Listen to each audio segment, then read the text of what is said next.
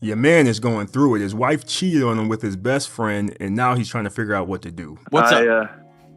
My question would be, how do I forgive and move forward after my wife and one of my best friends had over a year-long affair behind my back? And the second part of that is it even possible for me to move forward? Man, hell no! Last August, I got on her laptop and found that she had been on a paternity test website.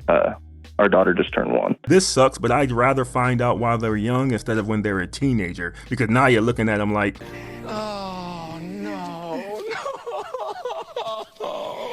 And questioned her about it and ended up finding out it was one of my best friends who was also my boss. Whoa! He was in our wedding. I left my previous job for him. What do you do? A job that I'm a firefighter. Does that guy still have his job? Let's just say he left. Good. After that. let's just say he left. Why'd he say it like that? That sounds kind of suspicious. When y'all get some time, y'all might want to go check this dude's basement, because that man might be down there like the Silence of the Lambs. What the lotion in the basket? The hard part about that too was, so we actually found out she was pregnant a few months before we got married. We were already engaged. We've been together, we're high school sweethearts. She's always had really strong Christian values. So the woman that got pregnant before you were married, she cheated on you with your best friend and your boss. Is that the woman with the strong Christian values? And out of nowhere, the night we found out, they flipped like 8 months before our wedding, and it was really bizarre, and I didn't understand why. Like she started using things like, I'm going to do what I want to do, like comments like that, like regardless of what I think. And so when she found out she was pregnant, she had told me she wanted an abortion. Okay. And it was really hard on me, obviously, of trying to be like, please, don't do this. Like, this is our baby. Like, you will regret it. Is that because she thought it was somebody else's baby?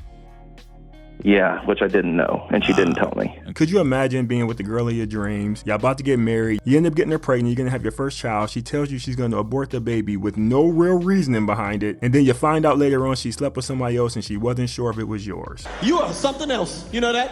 You are something else. So that was before our wedding. He was in our wedding. So dude was smashing your wife and he was still in the wedding? Your wife and that dude are diabolical for that. She had started the affair with him, and I didn't find out until over a year later, and had continued every now and then with him through then. How long have you been married? A year and a half. How old are you? I'll be 25 in a few months. Yeah.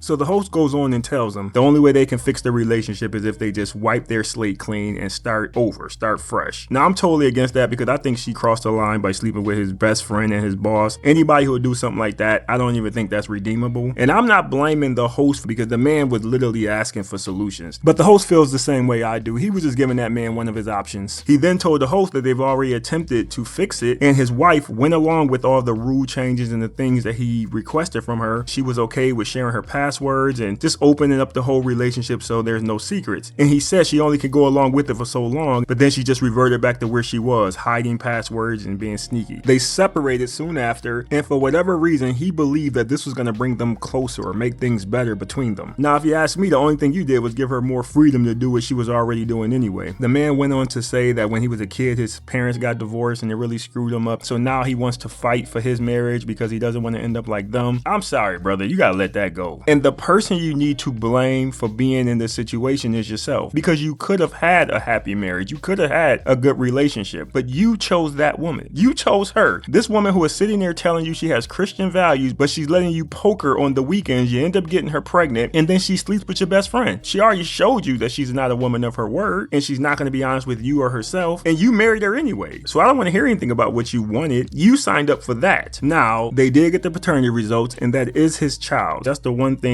I guess, positive in the situation, because he's already grown attached to her. But my man, you got to bail from this situation. The longer you stay here, the worse it's going to get. This is what they call a sunken cost fallacy. This is where you believe because you've invested in something that you should keep investing in it, even though this situation is showing you every reason to bail and move on from it. You don't want to cut ties because you feel you already put too much in it. Let that one go. You are fighting a fight that you're not going to win. I don't care how much you train for it. You can go out to Russia and train like Rocky did for Ivan Drago. You're still not going to win this fight. You married the wrong girl. girl. You pat yourself on the chest, say it's my bad, but you do not sit in that mistake and make it worse. Trying to get back with her and make her your wife is insane. She even told the man that she wasn't sure if she wants to be with him, and he's still trying to figure out how to be with her. I always say we put ourselves in these situations. There are some good women out there, but we keep choosing women like this. I get on the women all the time, fellas, but we gotta pick better too. She gave him the signs that she wasn't who she was. He just didn't listen to it. And a lot of us do that. We just ignore the signs. We ignore those red flags. We end up marrying them, and now we're sitting there just like your man. The best thing I can say to you is focus on your daughter, focus on yourself, and let her go off and do whatever she want to do. If she want to go out there and sleep around or just do whatever, you let her do it. You focus on you and your daughter, because your wife is going to probably end up in fantasy land somewhere, and you do not want to let her drag you over there with her. But hey, I could be wrong. So anything you got, we listen and we don't judge.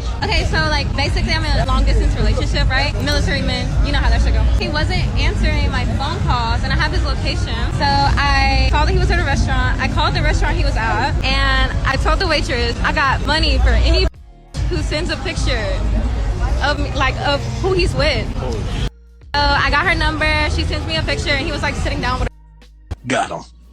We got him. Damn. So I went off on him, and apparently I'm crazy for like getting a waitress to take a picture of him. Did you pay whoever sent you that picture? Yeah, I sent her $50. Damn.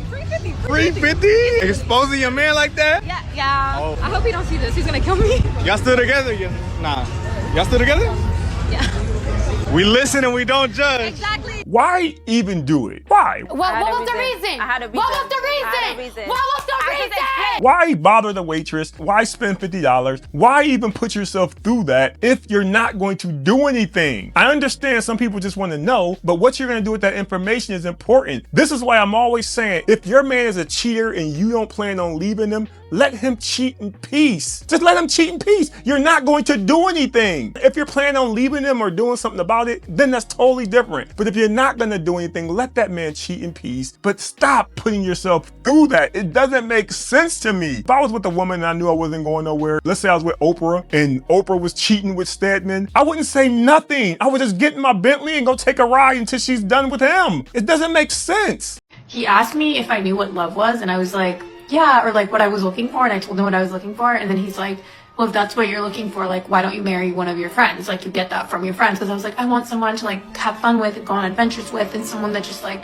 I can just like have fun with. And he was like, do you have a friend, like a guy friend like that? And I was like, yeah, my friend Aaron, like I have a lot of fun with him. And he's like, well, then why don't you marry Aaron? And I was like, because Aaron's my friend. And he said, but you said you were looking for someone to have fun with. And he said, I don't know, it was just interesting. So what am I looking for? I'm looking for someone that wants the same things as me. I don't know. I feel like with love, you can't really predict it. So maybe I should stop trying to predict it. Like maybe I'll know when you know. But then I said that I was like, maybe I'll know when I meet the person. And he's like, no, that's not it either. Because you can't package who you are in like a little 2-hour meeting. Like, and you know, and then he said like when you're in your 20s, like everything's new and fresh. And then now it's like, I don't know, it's just, dating does get more complicated with time. I think the chances of finding like a compatible partner increase, but also like it's so different. I feel like when you're in your 20s, you're so impressionable and like anything will go and you'll just whoever's like cute and like there's not that much history versus now you meet a 40-year-old man and he's had a whole ass life, like many phases of it. Like this guy was like telling me like he works at Amazon, but he's also had like 3 startups and like lived, and I'm just like, oh, like you've had a whole life, and so have I. Lady, just date your friend. I mean, it really is that simple. Just date your friend. You have a good guy. He's right there. He's in your friend zone. Date him. The man gave you a great solution, but you don't want to accept it. You just want to keep rambling and talking about nothing. Date your friend and shut the hell up. That's what you need to do. Stop all this yapping and go date your friend. Now, unfortunately for the friend, his life is going to be ruined, but that is your best option. Go date him. Talk to him till his eardrums bleed, but please get off the internet with all this babble. You have your solution.